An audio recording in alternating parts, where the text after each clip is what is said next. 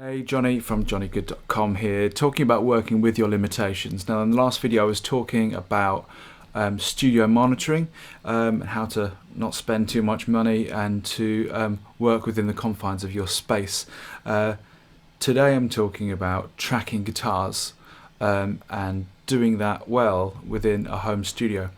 So what I've kind of set up here right now is my Vox amp. It's 15 watts, so not very loud amp by amp standards. It's got one 8-inch driver in it. I've mic'd it up with one dynamic mic just off the cone, center of the cone, and here's my vintage VSA kind of casino copy. Sounds like this.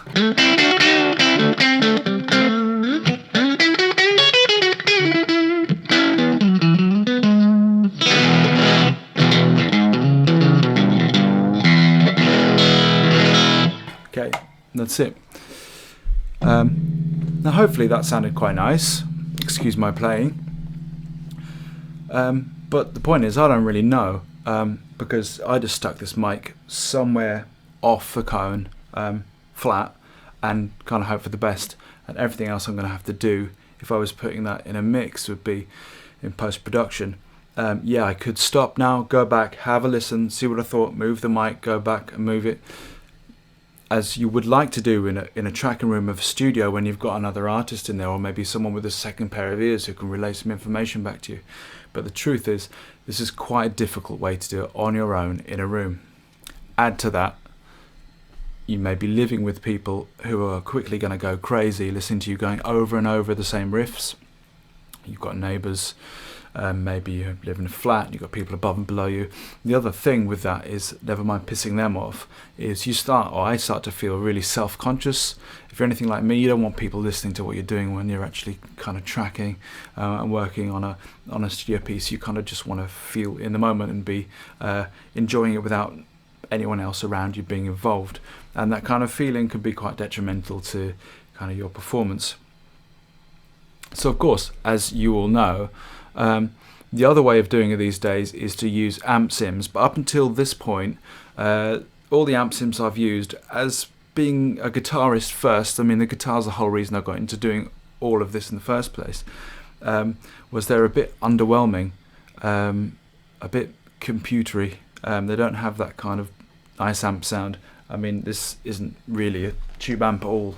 I think it processes it through some tiny tube to give it that kind of sound, but when it comes to actually wanting to get a tube sound, there's never been anything as close as having a proper tube amp, until I came across a piece of gear from Scuffham amps called S-Gear about 6 months ago, and because I do a lot of tracking for session work and stuff, this was a real revelation. So I'm going to leave this scenario here and go into the box and introduce you to Scuffham amps and the fantastic tones it has and the benefit of working within the box with that plugin.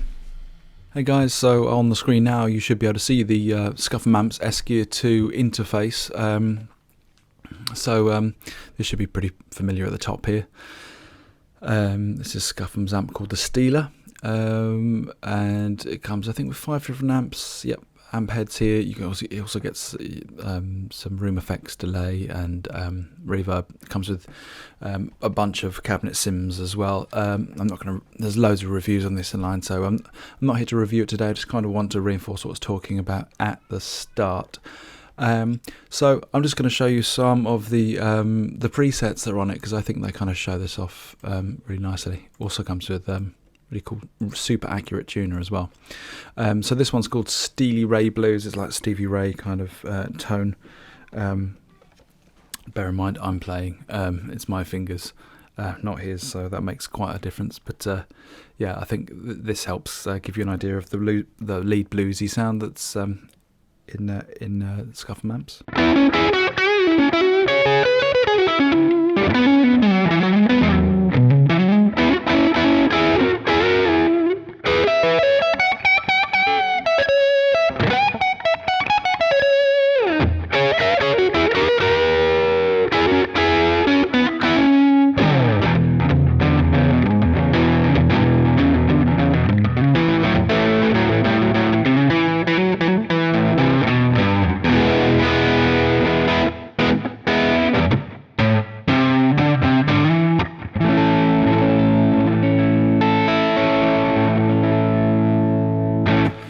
yeah, it's just really, really super playable, and it's warm. It feels valvy, far more than any plug, guitar plugin I've ever used. Okay, let's just move on. I'm just going to shoot through some of these presets so you can have it here. So this is American Clean. I think this really helps the clean tone of the guitar come through.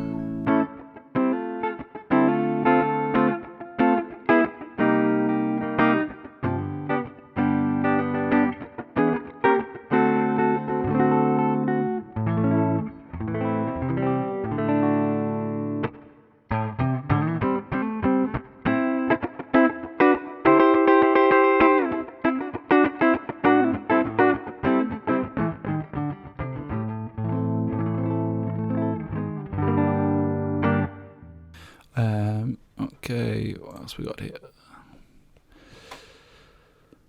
We've done the Steely Ray 33. This is a really nice kind of rocky, slightly scooped rhythm sound. The other thing I really like about this, if anyone uses addictive drums, which I do, the nice thing I like about addictive drums, let me just get rid of that hum, is that it kind of starts mixing itself. It sounds really good as soon as you plug it in, and I think this does that for guitars, because if you've used a lot of Sims like me, I ended up tweaking for like half the day trying to get a tone which wasn't really ever there. This sounds really cool straight away, and it fits in the mix somehow.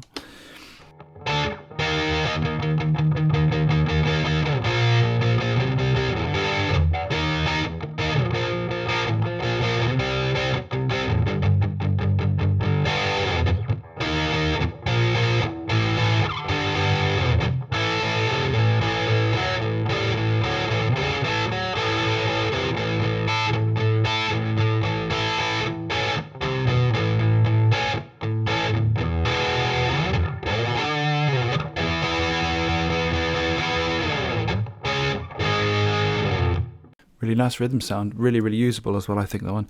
And finally, it's a jazz tone on here, jazz preset, Jazzy Jackal. I used this on a project really recently, and I don't think I changed anything on it. It just sounded so nice.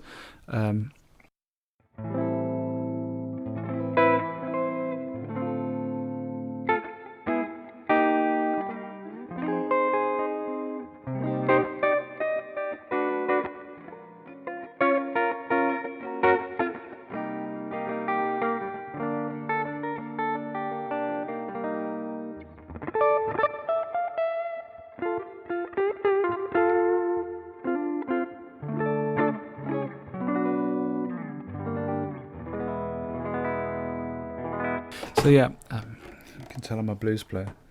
So yeah, that's SDRR 2 from Scuffham amps. I think it's a fantastic compromise in the studio. You're not really, for me, losing out on tone. A lot of the time I think I'm getting better tones these days because I can tweak in post, so I can be the person moving the amp, mic of the amp in the amp room at the same time as being the guy behind the desk listening in the control room, which is really, really helpful, and I think it's helping me get much better guitar tones in my music, which is kind of the important thing. Plus I'm not having to get amps out, mic amps up, and annoy everyone. Yeah, that's SDRR 2 from Scuffham amps. I hope you found today's video helpful. Please subscribe to my channel if you like what I'm doing. Check out jonnygoode.com. Happy recording, enjoy playing your guitar, and have a great day.